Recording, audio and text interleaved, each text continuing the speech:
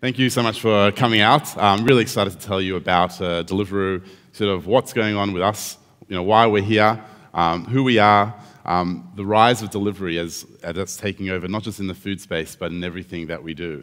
And also looking at, going back to what was said before regarding tech and data and how we leverage big data and what we do about that when it comes to food and bringing that into a new sort of way of expressing. And if we look at what we're doing right now, where we're going in the future, what is the next big thing, and how are we going to be part of that and grow that here in Melbourne and across Australia. So Deliveroo was established 4 years ago. It's a UK company. A lot of people look at Deliveroo and think it's an Australian brand. We came out here speaking to restaurants initially when we first got here about 2 years ago. When we spoke to restaurants, they were sort of like, oh, you're an Australian startup trying to get into the food space. We'd go into fine dining restaurants or gourmet restaurants and talk to them about everything that we've been doing. And they'd say, hang on, just go to Jimmy's Pizza or Brad's Kebabs or whatever it might be. We're a fine dining restaurant, so this is not really where you want to be. It took a lot of time, a lot of education to realize what we're doing in the market. And as we went out and as we spoke to different restaurants and started getting them on board to talk about, challenging the status quo of what we do with food delivery, it started to get some momentum. So we started quite quietly, but we did sort of hit the ground running really fast in terms of Melbourne and Sydney. We started with small teams. We then, over the last year and a half, expanded to a whole lot of different countries around the world, to now operate in 12 countries, and recently set up an office in New York as well.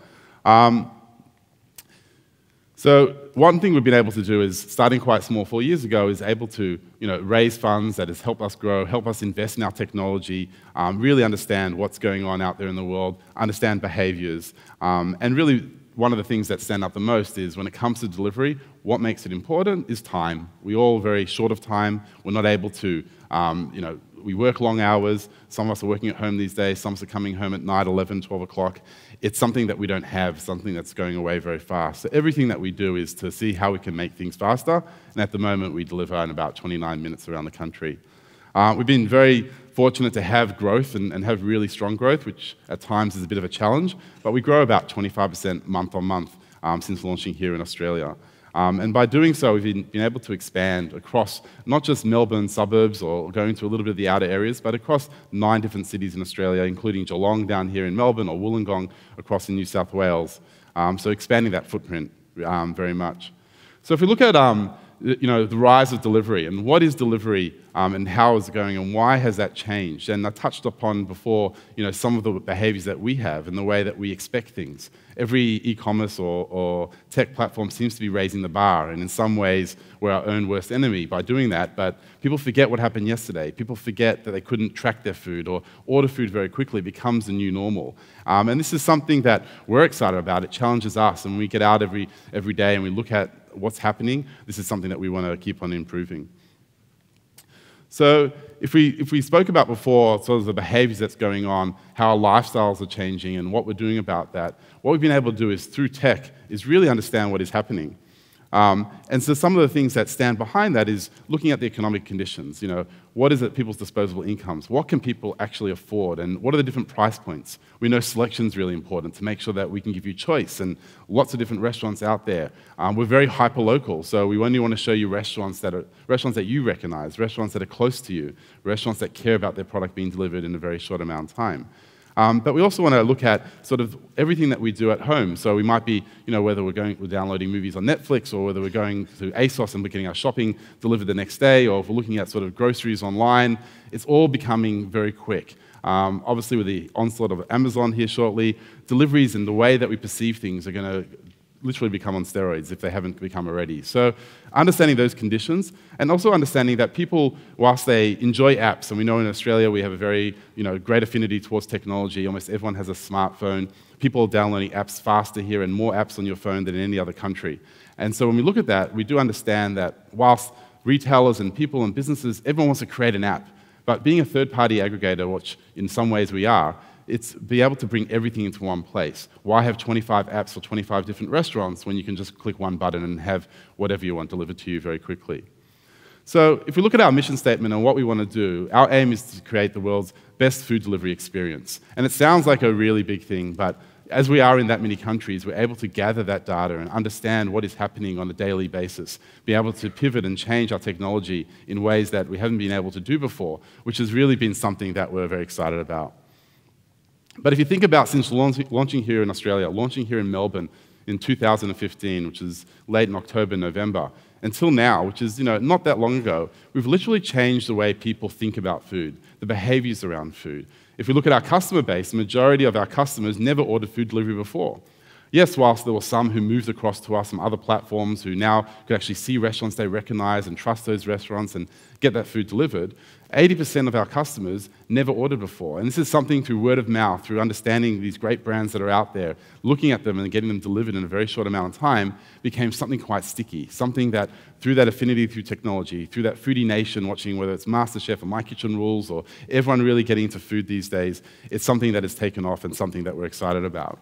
But like any business, when we think about this and we look at sort of what the impact that we have here in Australia, after appearing literally out of nowhere, coming in and having 3,500 restaurants, thousands of riders in each city, riding around delivering that food, we think about sort of the footprint that we have.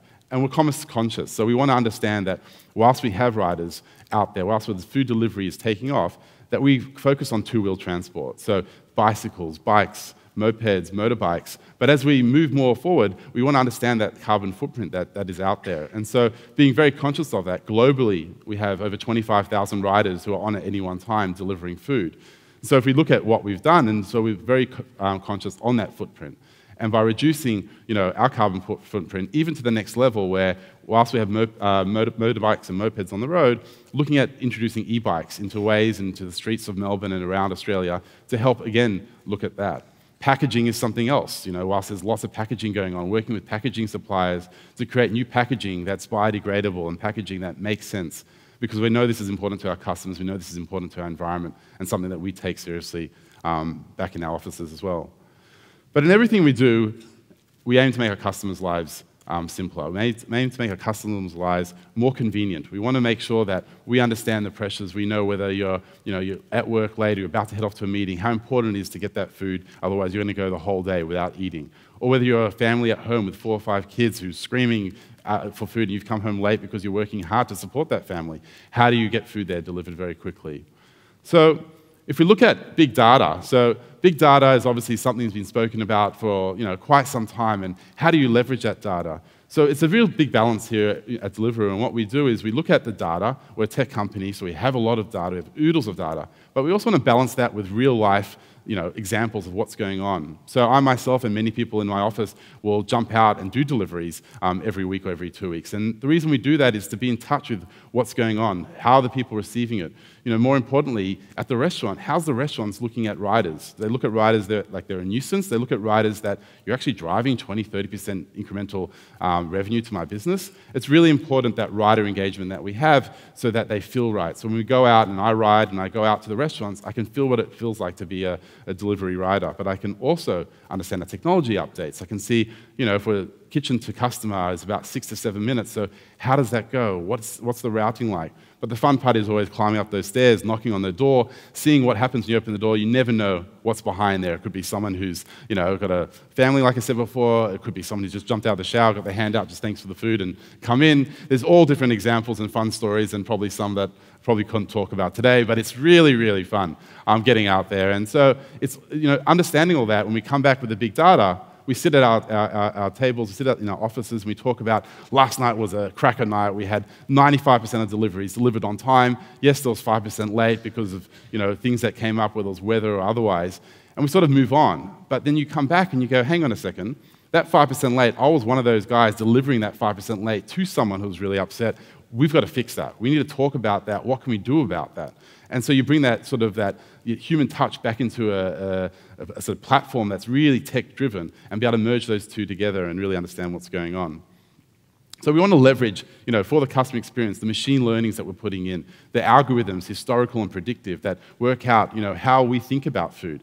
Right now, you're hungry at 1 o'clock or 2 o'clock. You look at what you want to eat, you place that order. But the data that we have, we know that you're hungry before you're hungry. We know what food you like before you like that food.